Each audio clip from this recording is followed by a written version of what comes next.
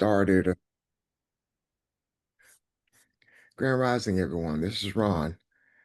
We are here on Sunday, October 12th. It's already a little after 11 a.m. and it's a little cool this morning, but it feels great. A little brisk morning. But how's your day going? Everybody okay? Um, on Good, yesterday, Ryan. good. Thanks, Chuck. Uh, on yesterday, we were looking at chapter 1 of Esther, and we the intent was to focus on chapter 4, but it was something that I saw in chapter 1 that I had never seen before, at least from that perspective, and so it made for an interesting discussion. But it goes to show that uh, the ancestors put things before us that needs to be addressed. And yesterday as we've talked about before, of course, but we talked about the untruth that is in the scriptures and looking at racism and looking at male dominance and the way women are treated, the way feminine energy is treated, all those things. Uh, so we looked at that even as we got to the end there, looking at human trafficking and that sort of thing. So uh, a lot there that has been there waiting for us to come to a place that we can see these things. So that's what we discussed on yesterday, for the most part, anyway. But any thoughts and or questions about yesterday or anything else that may have crossed your mind? Grand Rising family. Good morning, Ron. This is Kathy. Good morning, I Cap. was thinking about how are you doing this morning? I'm great. Thank you. Good, good. I was thinking about a lot of stuff that was said yesterday because it was so much information that was being disseminated and just good information. And I was thinking about, as you talked about, um, how the males have dominated feminine energy from as far back as when we were looking all the way back in the book of Esther. It Hmm. hit me that what we were talking about came full circle to where we are today with men thinking that they have the right to pray, and I'm going to use the word pray with some men, not men in general, but those who are in power, who see themselves as dictators, kings, and rulers because of their wealth and their supposedly clout, to have the clout that they think they have. How they too continue this practice of preying upon young girls. And the whole time we were talking yesterday, I kept seeing the Jeffrey Epstein files and everything that's going on. And even to the point of the eunuch. The eunuch in that time was the trusted assistant who would not go against the king because the king didn't feel threatened by a eunuch. So they knew that they couldn't try to take over because they would not be able to have heirs and all. So they were complacent to be close to the king and do what the king wanted to have done and to supply the king with the women. Point in case, today, the feminine energy did that in the sense of Ghislaine Maxwell. He was, to me, like the female, the embodiment of the mindset of that eunuch from back then. And so as we talked about that yesterday, I saw all of that just full circle moments of what we're seeing now and what we are putting an end to, this energy that has been prevalent even since those times that we have read about on yesterday. And I Hmm. had another thought, and I'm going to tell you both thoughts while I'm talking. Okay. I thought about what Charles was saying yesterday about the cat, and as he spoke, I was thinking it's funny that he took the cat and put the lion mane and the tail and said it that way, because you usually think of that lion as being the stronger one. But then it reminded me of in what is it, First Peter 5:8, maybe, that your adversary goes about as a roaring lion looking for whom he can devour. That analogy that Charles laid out there was just reminding us to stay vigilant, because that scripture starts with saying, stay alert and stay vigilant. And as we think about those things, our eye is open. So we are alert, we are vigilant, and we see the fake lion that's roaring, looking for devouring, trying to devour us. And how would that lion devour us? It has been through religion and those adversarial thoughts that go against everything that we know that we are, as understanding who we am as I am, as Elohim.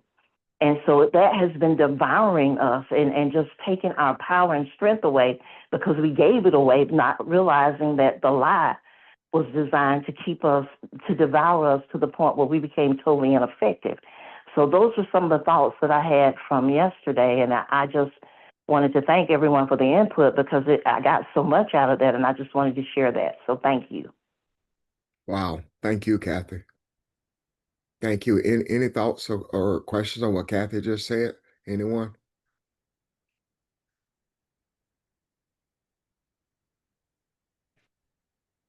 Your first point really kind of hit home, and I had not thought of Jeffrey Epstein, but you're absolutely right.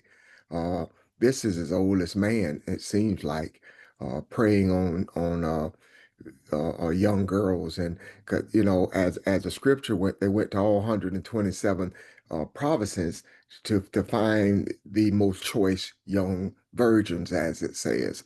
And you know what? I bet willing to bet you that they didn't take him back after he picked out what he wanted. What happened to the rest of them? They were probably given away to other men. Uh, that is an old practice, and it is no coincidence that the universe put this before us so that we can see this and discuss it. Uh, this is again the youth of feminine energy being destroyed, being manipulated, being felt made to feel less than from early on in life, and this is something that we are to address, or we are addressing.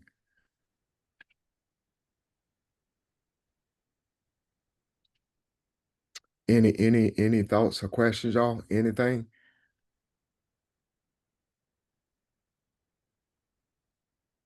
Okay. Good observation, Kathy. Thank you. You're welcome. Uh,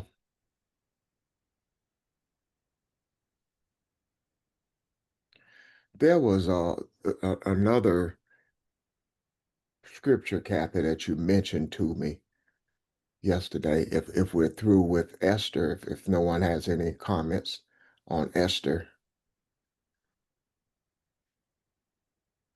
Uh, if it seems like we are being repetitive, it's amazing to me to go back and look at scriptures that we've talked about, probably on more than one occasion, and see it from a different eye, see it from a different perspective. It's like, whoa, how did I miss that? How did we not see that? Uh, so we are being a little redundant, I guess, as to some of these we look at, but as you can see, it is necessary. And I guess it looks different to us because we're different. We've opened a new surface of ourselves that allows us to see these things from a different place. So, anyone else thoughts or questions before we move on to something else? Grand Rising, everybody. This is Audrey. What Kathy was mentioning made me think about the fact that a lot of this is happening in the evangelical church too. There was a pastor from, I forget where, but a huge mega church that he started. He was just convicted of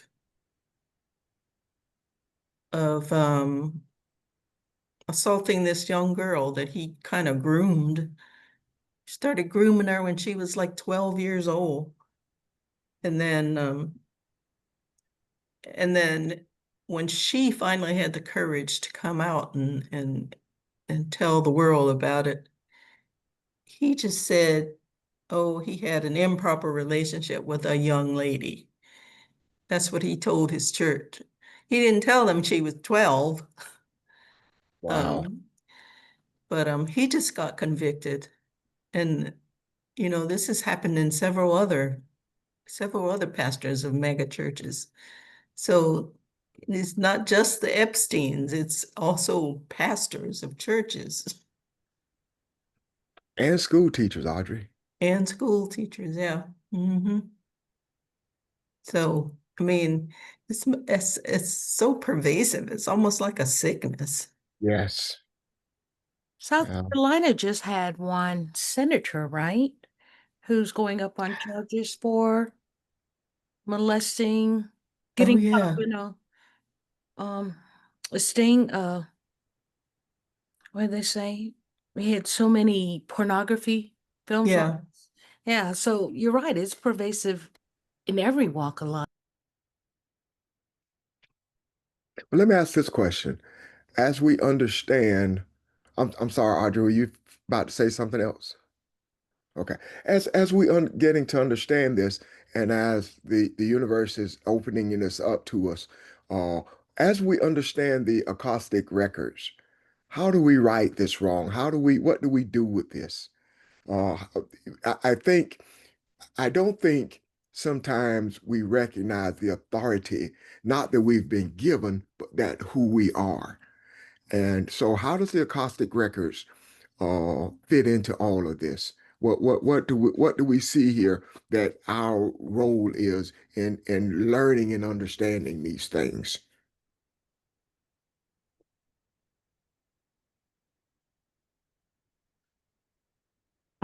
Good morning, Grand Rising.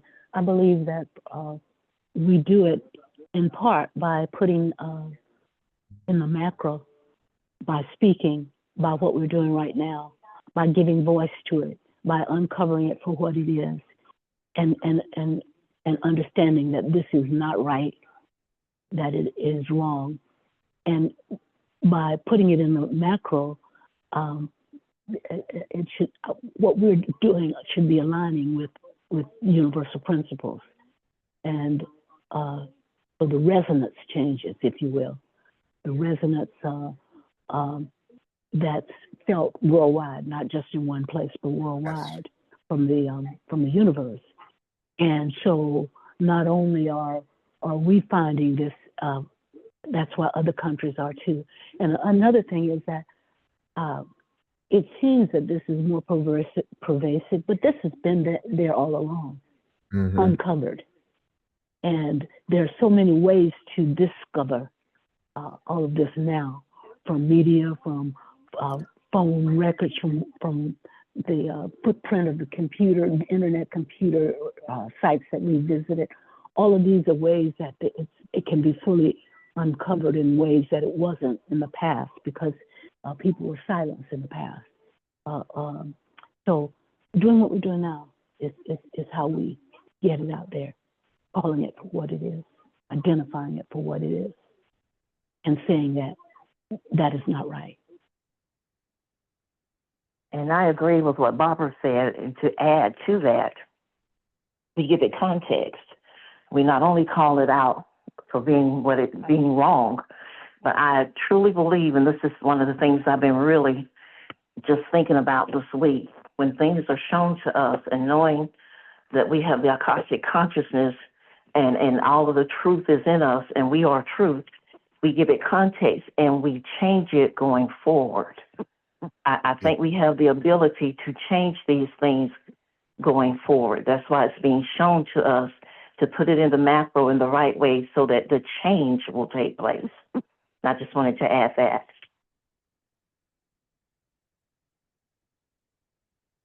Thank you. I think there is a balance here. All these dark and evil things that we see that we see is what keeps us. I mean the spiritual part of what we're doing, churning, searching, praying, meditating. So all of this stuff is no coincidence. It's being uprooted. The actions and desires of for change is what is the catalyst for pushing all this stuff to the surface. So as we realize that and recognize that, it also gives us opportunity to see and appreciate who and what we are, and this beautiful opportunity that we've been given. This and again, it reminds me of that verse in Esther that we talked about yesterday. Don't you know if you don't do this, God would have to find someone else?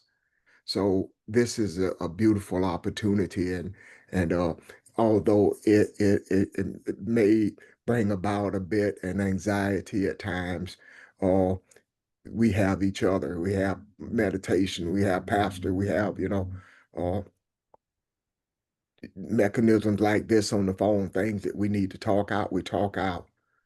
But thank you. Anyone else? I have a question, but it might lead us in a different direction, but it may also tie to this as well. Okay. I wanted to know if you guys had the opportunity to speak about the lady who won the Nobel Peace Prize and her fight for democracy. This is what I was reading. And then your thoughts on when she basically said that she felt that Trump should have won, and she kind of verbally donated her gift to Trump. Over. I didn't hear that part, but Nick, you want to address it? Sure. Hey, hey everyone. I did hear about that. That is a okay, this is just my strong hunch about this entire situation. They want to invade Venezuela. And so this is in part the pageantry set up around that desire. Like they want to make this lady seem like the good humanitarian. And I don't she may be, uh, in some sense, whatever we say she is in terms of her being deserving of the Nobel Prize. But the idea is to set her up as opposition to Maduro so that we can justify invading Venezuela. That's why she got the Nobel Prize. Hmm. And she, yeah, she sort of verbally was like, Trump should have got it because these are similar mentalities of people. Like they're trying to set these people up as the good guys and Maduro as the bad guy. And I'm not saying, anything in particular about Maduro's sort of rule, quote unquote, over the country. I'm sure he is responsible for a lot of negative things, but I'm not saying he's like the like dictator that needs to be invaded and overthrown. And that is what America and the West, quote unquote, wants to set him up as. And that's why she got it. So my question is, I know we were talking about feminine energy and how people are abusing it. What happens when females feed into that masculine type mindset or that male dominance, as it seems like we're seeing right now? And that anyone can answer, but just to continue what I was saying, it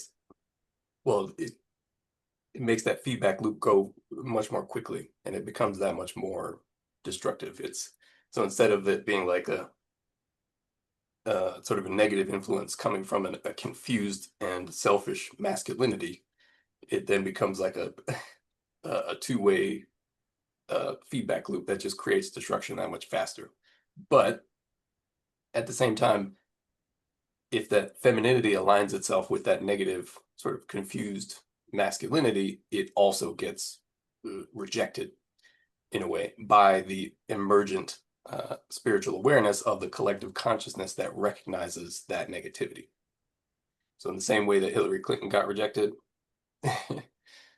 it's almost unfair in a way as well. because it's almost like people dislike the woman who aligns herself with that even more than the sort of originators of that negativity, in a way. But that's could just be my perception of that. But it's similar to how the sort of collective awareness rejected the attempts to attempts to get the poison in our system via the sugar of the appearance of femininity. Whereas if that femininity is sort of truly aligned itself with that negativity, then it has the opportunity to create that chaos, much more efficiently. But as I said, that our sort of collective awareness, hopefully we'll be able to detect that and reject it in a way. And that's my understanding of that anyway. Thank you.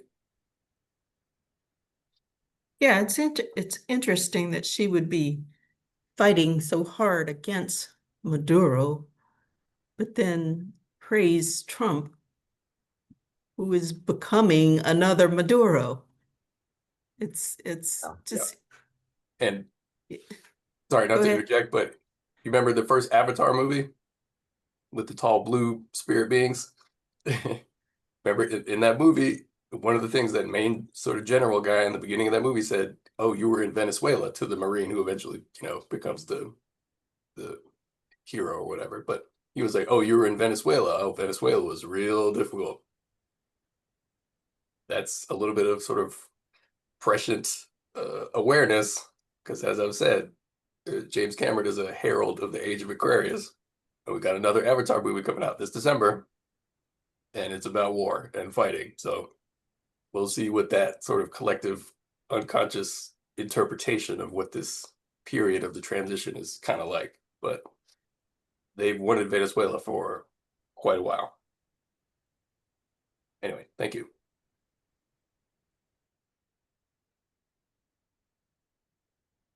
Well, yeah, I don't know most of who you're talking about, but it seemed like Trump is put in office to put everything in place. So whoever's going to take president next time, a lot of stuff going to be changed. Because I'm thinking, like they said, he's just wetting his feet, doing things unusual, unprecedentedly. He just testing the waters, and after he finished testing the water, everything's going to be put in place.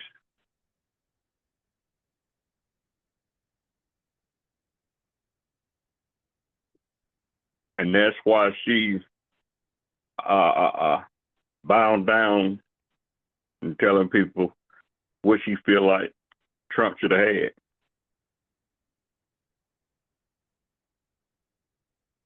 I'm done.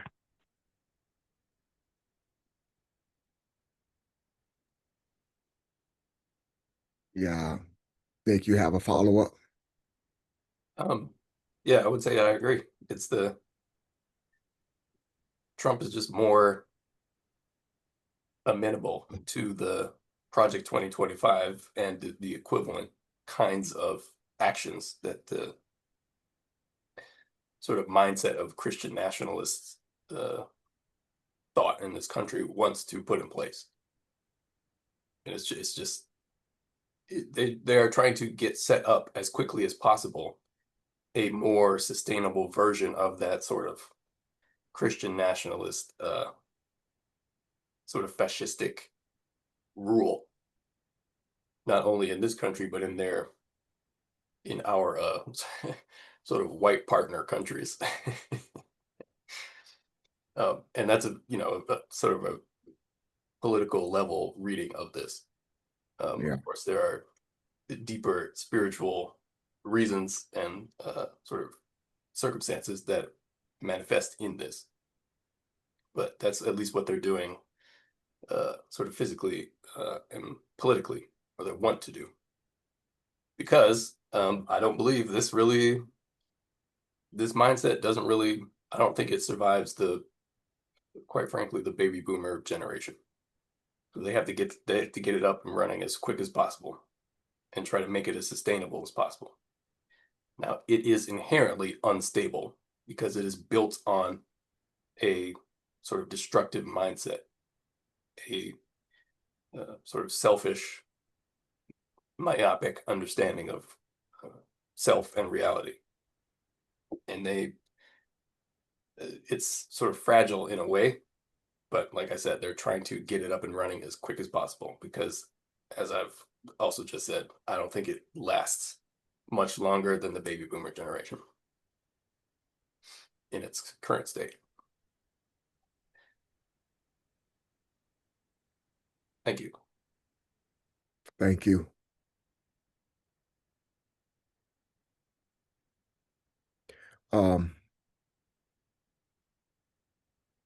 My thoughts are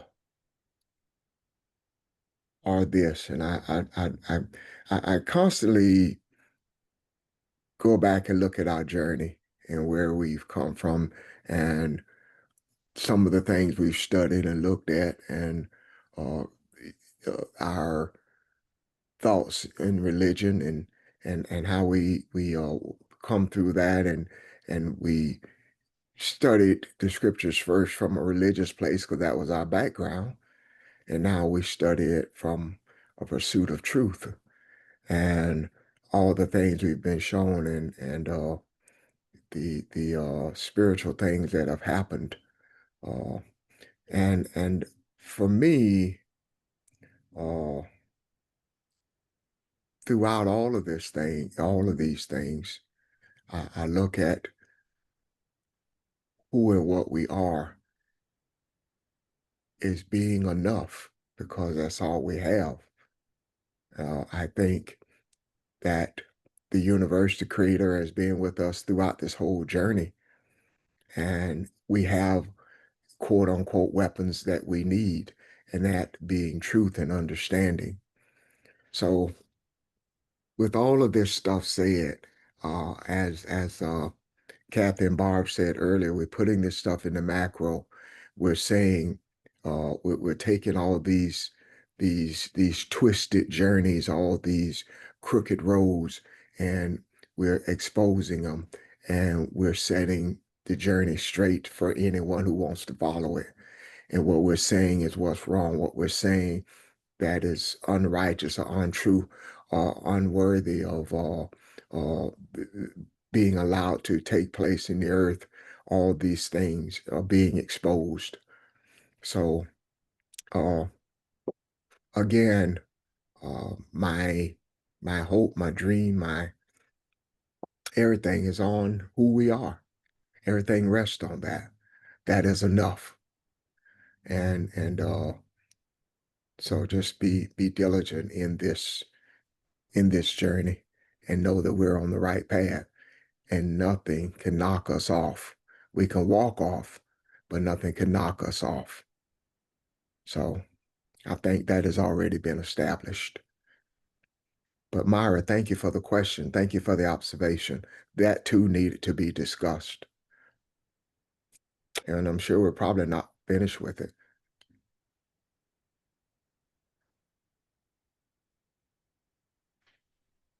Okay. Anyone else?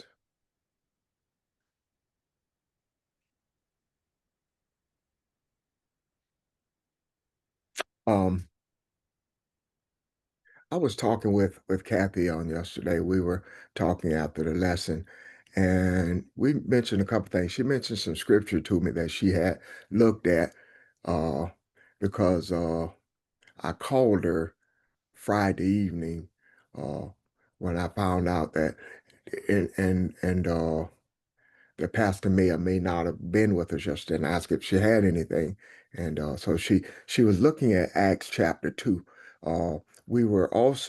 She also had some questions about pastor's dream to look at that again. But since he's not with us, at least not yet today, I wasn't sure if he was going to be with us today either.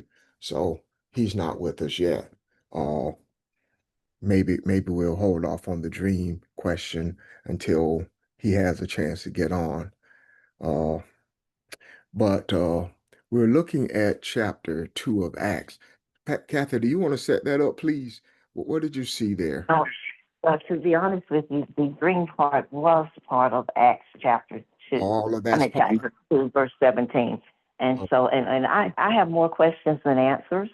And I just want to lay it out there. I can lay it out and maybe we can open it up some if anyone else sees anything, because it's not so much of what I'm seeing, it's what I have a question that just keeps coming to me that I would like some context and some answers to see if I'm understanding even further who we are. And so the particular passage of scripture that I'm thinking about and looking at is in Acts chapter 2, verse 17. And all of this is taking place and being said by Peter after they've had the quote unquote upper room experience. And so in 17 it says, "And it shall come to pass in the last days, saith God, I will pour out my spirit upon all flesh or humans, and your sons and your daughters shall prophesy, and your young men shall see visions, and your old men shall dream dreams." I am stuck on the dreams and what's happening. The first thing that got my attention is last days. So as I started thinking about the last days, religion has taught us that last days speak to end times, and when everything is ultimately and utterly getting ready to be destroyed, we're going to have all the spiritual awakening that's suddenly going to happen, and we're going to see those things.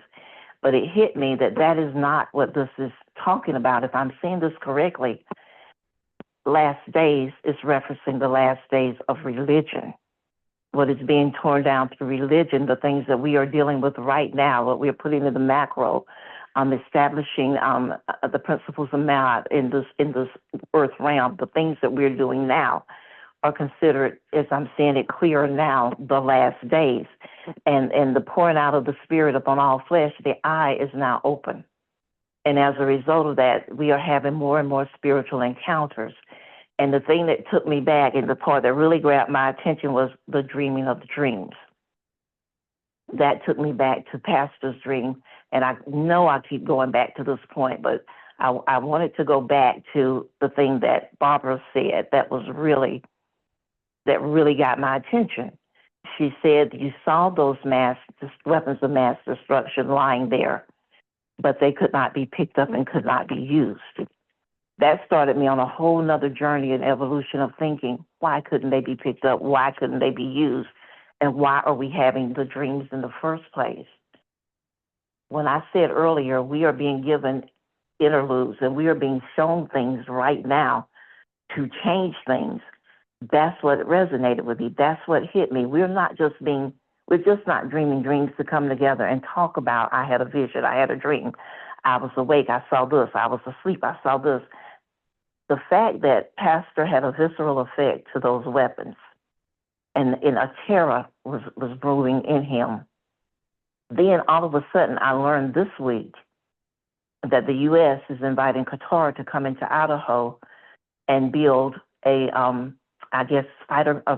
They're going into a hangar of an already established military base, but they're going to have a hangar where they will be building fighter jets on our soil. I'm tying things together because I'm seeing that being alert, being vigilant, being aware of what's really happening, that has never in the history of this country been permitted for a foreign country to come onto our soil and create things, weapons of mass destruction. So as I'm hearing that, I'm thinking, okay, was that visceral effect that Pastor was having, that feeling that he had, could that have anything to tie to that? And as a result, when Barbara said, but they cannot be used, they cannot be picked up, that led me on the journey of wondering, as we're seeing these things and we're understanding who we are, do we have the power and the authority as I am and understanding who we are and what that means to change things before they happen?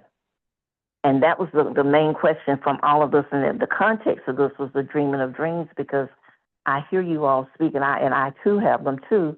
I may not always speak about them, but I hear us talk about, oh, I had a vision, or I had a dream, and I saw these things. So the real question that's on the table is, why are we having the dreams? And now when we see things that have the potential to happen before they happen, do we not have the power to go into the future and change them? So that was the context of what I was looking at from that scripture, not trying to teach the scripture so much, but trying to lay the foundation to undergird the thought that I'm putting on the table. I don't have the answer to this question. It resonates in me that we do have the ability to change things before they happen, because I don't think that was just Barbara speaking out of context. She spoke from something that resonated in her. And as a result of that, she said it can't happen. And then you learn something that could be a potential threat to us on the soil is getting ready to take place. But I'm still believing it can happen because we also give things context. And so I'm just laying that out there, and I've got more questions than answers, and I really hope that someone else has a little more insight into this than I do. I say I believe that we do have the ability, and I believe that is the purpose and reason that we are getting prophecy and dreams and visions, because the ancestors are showing us that these things are happening all around you. Wake up, be vigilant, be sober, be vigilant, and make certain that you do what you're supposed to do. So that my question is to the body, to the family, what are your thoughts on this? And I don't want you to be silent, because I really want some more answers to this as well.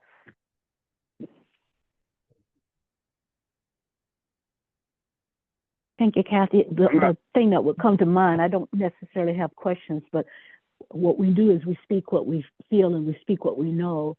And I know that in the spiritual realm, there is no past, present, and future, Yes. which implies then that it is all one.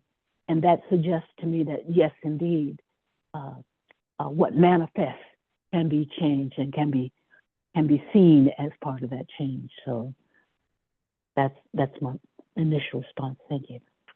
Okay, thank you, Barbara. I agree with her, and I take it, if we need proof of it, when Barb spoke the other day, that resonated with me without thought. I didn't even think about it, because I want to share this with you. If you think about it, when Pastor talked about the dream, he did not say the weapons couldn't be picked up. He didn't say that. At least I didn't hear that. But He Barb didn't say it. You're right. Barb saw You're that. right. So the masculine and feminine energy came together. She completed the dream. She completed part of that dream. So when she said what she said, nobody questioned it because you felt it. So I agree with her, and I think the explanation is already been laid out there. In the spiritual realm, there is no past, present, and future. So we are dealing with this now, what needs to be done. So I just agree.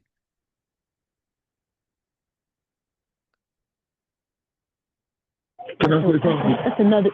Oh, I yield. Okay, go ahead. I was just simply going to add that that's the reason we have to be careful about what we say, because when we understand these principles, the masculine and feminine, and how seed is planted into the womb of feminine energy, in a sense, and we have to be careful about what we birth, and so that's why we have to be very careful about what we say as a result of what we sense and what we see.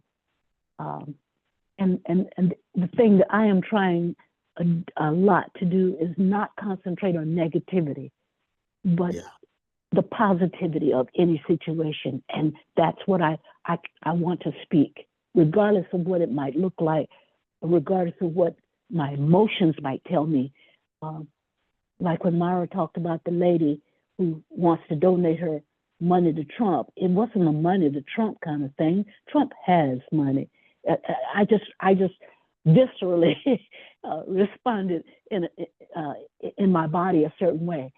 But then Nick came on and Nick put it in context. And so that's what we have to continue doing, putting all these things in the context of the balance that we know we are promulgating, that we are participating in, that we are ensuring that happens, that what is meant for the bad for humanity is going to be for its good, as long as there are folk who are rightly dividing the not only the times, but the word and the frequencies and the resonance of the universe along principles of Maya. Thanks. Thank you.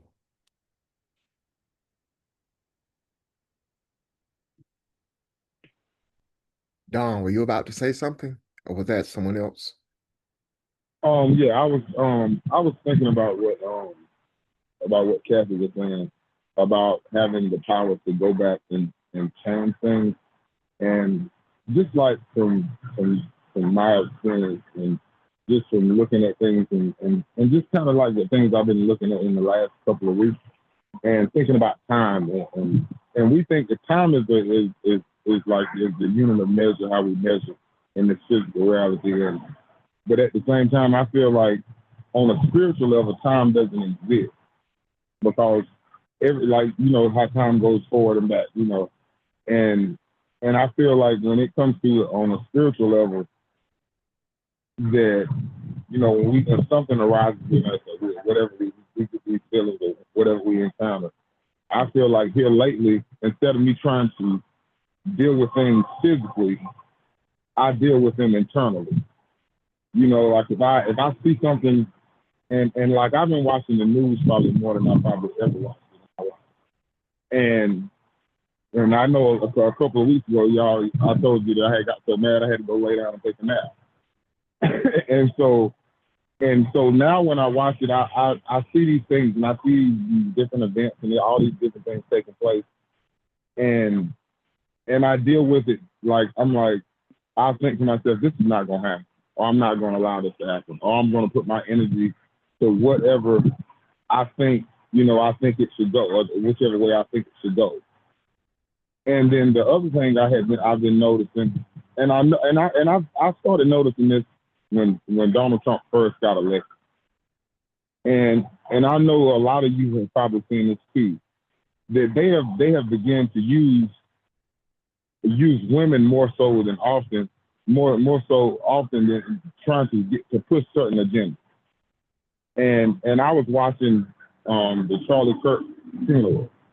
And after Charlie Kirk's wife spoke, I watched this black lady on Fox News, and she has her own show on Fox News, and she basically said Charlie Kirk didn't have a racist bone in his body, and how he was a friend to the show, and how his wife exhibited the spirit of, I think it was Ruth.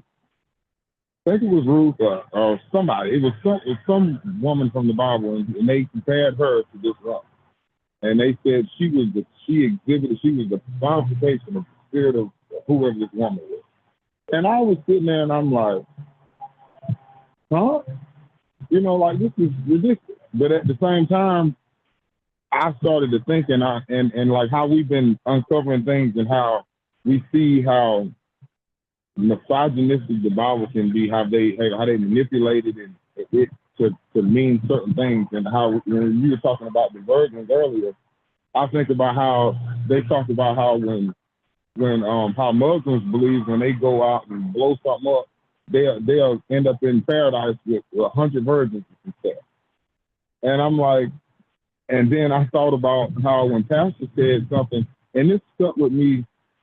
Pastor said something about man came into this world only operating from the physical standpoint, not even having any connection to the spiritual. And it was through the feminine that we gained this connection. And so looking at the two types of energy, thinking about how man works, man in man's mind and in a masculine dominated society, everybody is trying to do something physical to it, like build more weapons. We need more money. We need more this. We need more land. We need more whatever. And never looking at it from a spiritual standpoint, or why, because the spiritual, because as above, so below. So if it's a physical manifestation of something, it's also a spiritual reason why it manifests in the physical. And so I think that we're at a place where we have to deal with things on a spiritual level, because if we deal with it on a spiritual level, it will transform what we see in our reality. That's all. Yeah, I agree. with- Ashe. Yeah, Yes, Ashe. yeah. Yeah, I was just going to say I agree with you, Don. I think this approach that we are taking has never been done before, and that's what's so not only special about it, but the spiritualness of it. I agree with you, Ashe. Can I ask a question? I want to ask a question here, based on what we're discussing and Kathy's observation. Uh, the Akashic record, can that be the greatest tool of forgiveness offered in the universe? Forgiveness. Forgiveness is I restore things to a place as though it never happened, or take you back to this place before it happened. So, as Barb said, if there's in the spiritual world no past, present, or future, by doing what we're doing, by believing what we believe in, by seeing what we see, by following the rules and the principles of righteousness and searching for truth, can this be a place of introducing a place in for, that allows forgiveness to happen on a scale that has never been done before, that brings man back to himself and seeing himself for who he truly is, or was designed to be, rather, not who he truly is. Do you understand what I'm trying to say? As we understand what forgiveness is, are those two things related?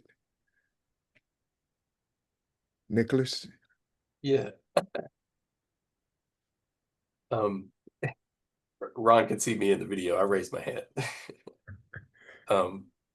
But I just wanted to say that so our capacity to vibrate and intend forgiveness and put that into the macro exists whether or not we are aware of the contents of or the nature of the Akashic records.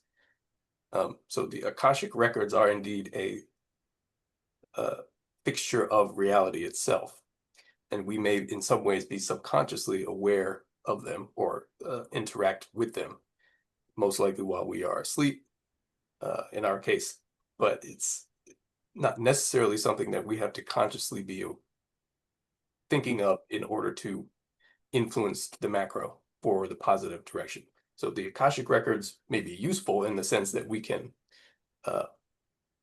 whatever we are able to gain from them, and I speak about this loosely, whatever we are able to gain from them, we can be aware of the full picture that we can then attempt to intend or project a certain forgiving energy towards. So let's say we are more aware of the full nature or the history of exactly what needs to be forgiven, or have love and positivity projected towards it or at it, for lack of a better term.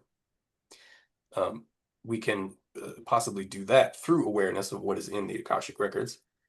But our capacity to vibrate forgiveness and love exists regardless of whether or not we, are able to use the Akashic records, or regardless of whether or not we are able to, or whether or not we feel like we need to include that in our intention. I don't think we need to include it in our intention necessarily, because it will record the vibration that we put out regardless. What is more necessary is that vibration or that attitude that we learn to develop within ourselves and then intend in a collective way into the macro. I couldn't agree more, Nick. What see, when we first learned about this, not I think we're saying the same thing. Or the thing I remember most about the Akashic records is every thought, every intent, everything. It includes everything about each and every one of us. So if your intent doesn't have to be, I want to forgive mankind. Your intent has to be, I want to be loving kindness, as we talked about what that girl name? Esther yesterday. As we talked about Esther, this is what I want to put forth. This is what I want to bring into the world. If that is my intention, then forgiveness is automatically attached to that, because it has the capacity to right every wrong that is being done. That is the forgiveness part that is built in to your intent for loving kindness. Does it make sense now? Or am I saying it wrong? I would agree. Yeah.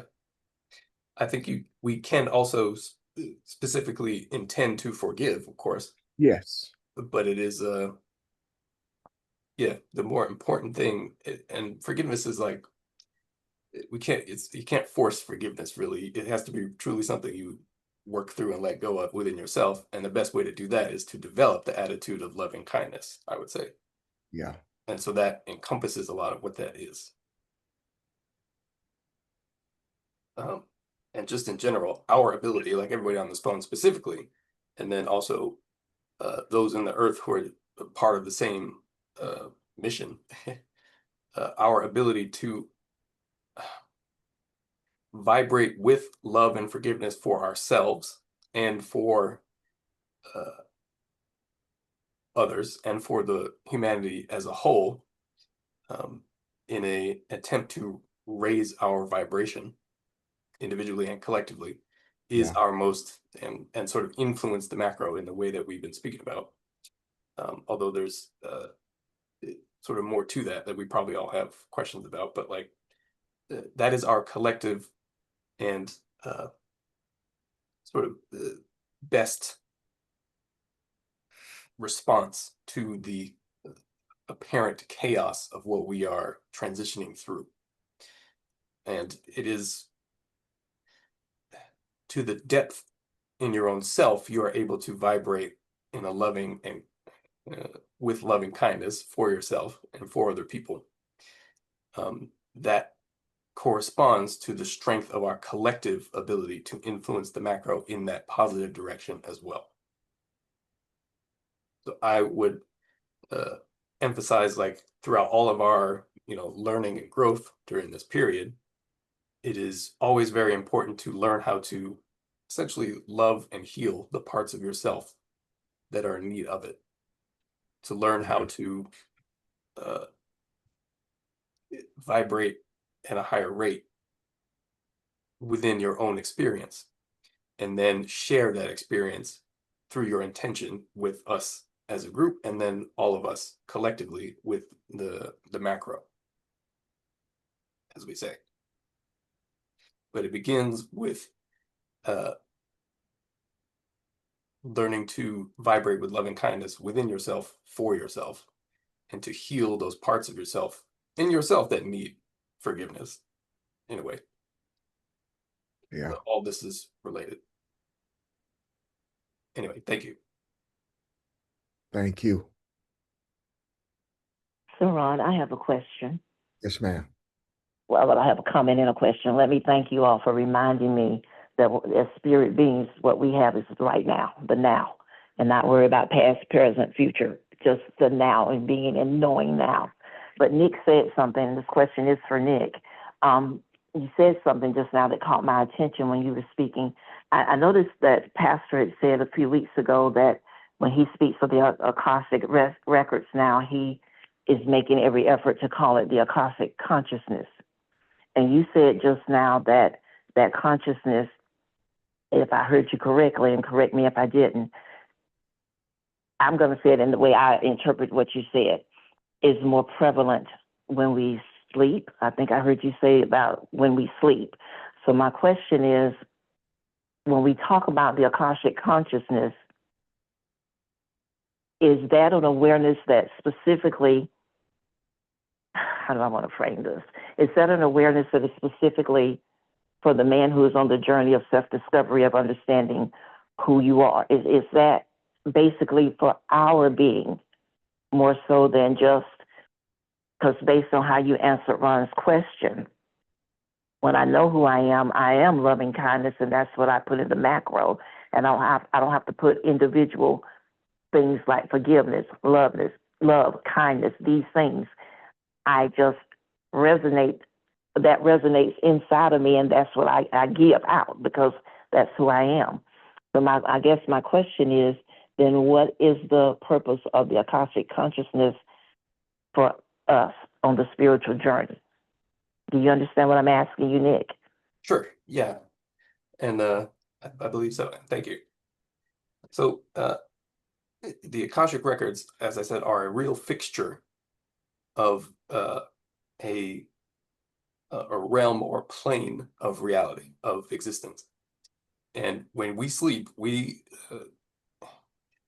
do a lot of stuff. But one of the things we have the ability to do, and we do this potentially unconsciously, regardless of whether we remember it or not, is we leave our physical body and interact with these other realms of reality. And one of those things that we might do while we are asleep is interact with the Akashic records. And that's what I meant. So the Akashic consciousness, as Pastor Richard speaks about it, is the attempt to become more conscious of those things that exist as a part of reality that we have the ability to interact with and draw from, is to become more conscious of our ability to do so and incorporate this awareness into our everyday existence, into our waking awareness, such that we can consciously direct ourselves and our intention in a way that we don't consciously do while we are just asleep regularly. So that's what I meant. We quite literally do things while we are asleep, but generally speaking, we are unconscious of them because we, in various ways, don't yet have the capacity to be conscious of those things for various reasons. And to develop the Akashic consciousness in the way that Pastor Richard is speaking about it is to become more conscious of these things that we all have the ability to access, and incorporate them into our lived waking experience so that we can learn how to direct it, our intention and energy in a particular way, and direct energies that we did not even know we had access to, in the same way that we are unconscious of these things that we access when we are asleep. So, well, let me stop there. Does that help? Absolutely. That gives me a lot to think about, but yes, thank you. There are quite a few things, I think, that similar to the concepts like the Akashic records that I would like to introduce, I think. Not necessarily right now, but like as we move forward, because I think these are all things we should be aware of as we move through this period of transition wherein we become more conscious of the true nature of what this reality is. Things like the Akashic records are, have been spoken about for many, many, many thousands of years, of course, and they are sort of universally, spiritually present. They are a component of reality that you can become aware of when your capacity to be conscious of the true nature of reality expands as a result of the spiritual work that any of us does. So when we meditate and intend in a particular direction, that is us collectively influencing the macro, is also influencing our own selves, depending on whatever it is we're experiencing or doing while we're meditating. But all of that is moving us in the direction of becoming more conscious of our ability to act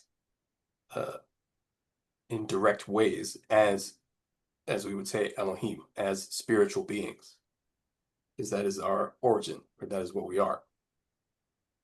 And need to watch our speech in the sense that we have to be careful of what energy we want to give life to. Because as we say, if we know who and what we are as Elohim, then we will sort of follow the path that puts us on. That doesn't mean that we don't have questions, or it doesn't mean we don't yet have more things to learn and experience, but it does mean that we have an idea of what that means, and that we align our intention with that idea and that consciousness, or that reality, I should say. Thank you. Thank you. Any questions, So y'all? Nick, I'm sorry. yeah, go ahead. I got a question from Nick. Sure. So as we sleep, so in that sleep, we dreaming, and so we is outside of time in our sleep and during the time we dreaming, and that's the time you can operate. Well, I ain't gonna say that's the time, but that during that time, that's when you operate with the, what we call them, our ancestors, and things that we see and we can do, you know, during that time of being outside of time. They learning and teaching us that when we come back from our sleep and we wake up, we had that vision, and that's when you can putting forth what you done seen or done in that vision, bringing it out from the spirit world and into the physical to change the outcome of what you done seen. I'm done. I would agree very much, yeah. And just like that verse in Acts that we were just talking about, and your young men shall see visions, and your old men shall dream dreams. The more aware we can become of those things we see and experience while we're sleeping, for example, the more we can be conscious of those things we need to direct our attention towards. Be they positive, or if we learn something potentially negative, if it's about the future, for example. There is no set future. There are only possibilities depending on the what we collectively choose in the eternal now. That is what determines what that possibility will be. And if we become aware of those things as we sleep or through deep meditation, etc., we can then, in the now, choose to course correct. And that is exactly what we're doing when we say we want to influence the macro for a more positive outcome. We don't necessarily have to know the specifics, but the loving kindness, positive, higher vibration covers a multitude of negative possibilities. Yeah.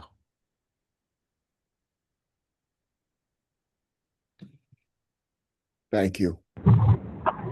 Ron, can I say something right quick?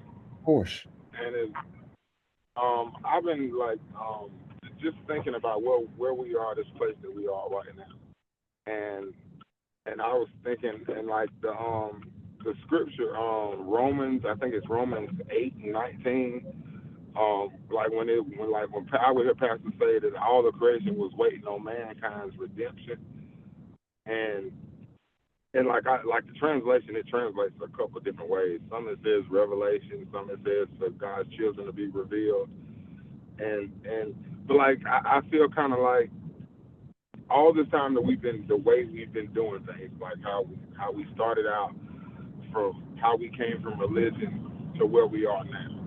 And I kind of, and like that scripture had kind of been stuck in my head, thinking like dang, mankind, like all the creation has been waiting on us to get it right and to finally get to this place where we are now.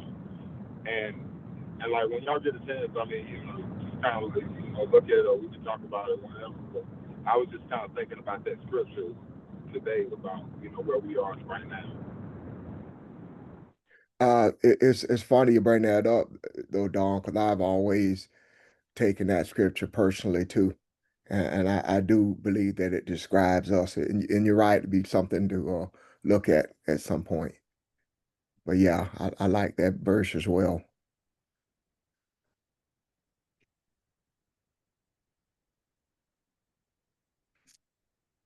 I have a question for us. Since May I ask one about what Nick said before you move forward? yes, I love it, resonated deeply that the things that we see are possibilities and that we add context to it and have an opportunity to change them. So that applies to everything, if I'm hearing you correctly, that we see and that we say we're dealing with right now. And I hate to use that term dealing with because I'm not dealing with it per se. I am handling it more so than just dealing. So my question is, if I'm hearing you correctly, anything we hear in the news, anything that we see, anything that is just being shown to us in dreams or anything, those are the realms of possibility that we are to add spiritual context to. Did I hear you correctly when you said that? Yes, ma'am. I would very much agree. Okay. Like All right. Like I said, they gave that woman the Nobel Prize. They want a conflict between us and Venezuela, for example. That is merely a possibility. So, Okay. All right. Good. We can be aware of these things, but it is important to, try to not get caught up in the cycle of worry about that, because that is the sort of depressed or more negative vibration that allows for something negative like that to occur. Okay, thank you. Thank you. Finish your thought. I didn't mean to cut you off. Go ahead and finish your thought, please. Oh, no, no problem. And hey, if it does happen, it will not be because we wanted it to, or failed in that sort of negative sense, because that, quite honestly, we can, as a group, only do what we can do. And as I've said, we make it, as in us collectively. We are just doing as much as we can to mitigate the bumpiness of the transitionary period. Anyway, thank you. Thank you. Along the lines of, if it does happen, the thing that we have to remember is that we are part of the universal consciousness, and there are things that have transpired that we were not necessarily privy to all of the details of, but the universal consciousness understands and knows what has to occur in the future for certain things to happen, for certain enlightenment to occur. We just have to do, as Nick said, we have to stay the course in doing what we know to do and trust that the universe, whatever happens, still is the womb from which all of the potentials come forth, and they come forth as is needed by humankind. Whether we agree with what's needed or not, we have to trust that the universe understands that and knows that, and is in concert with that.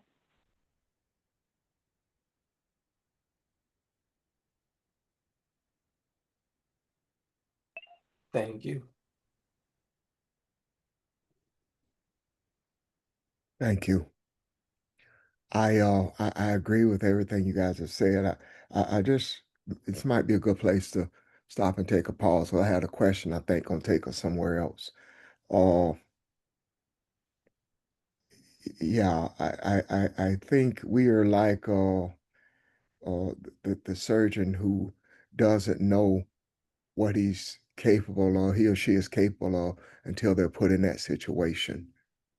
I think we're not aware yet fully of who we are, and maybe everything that we still see taking place is waiting on us to recognize that, which goes back to the verse that Don talked about in Romans.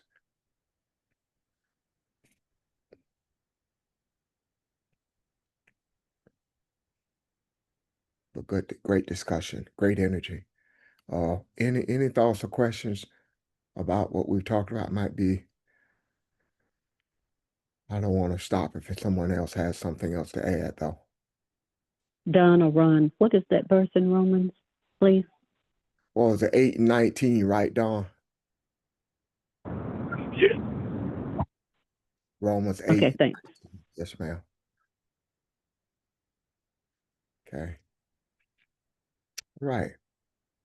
Good job, y'all. Let's meditate on this and thanks again. Hope you enjoy your day and look forward to tomorrow evening. Thank you, everyone. Thank Thank you. you. Thank Thank you. you. Bye.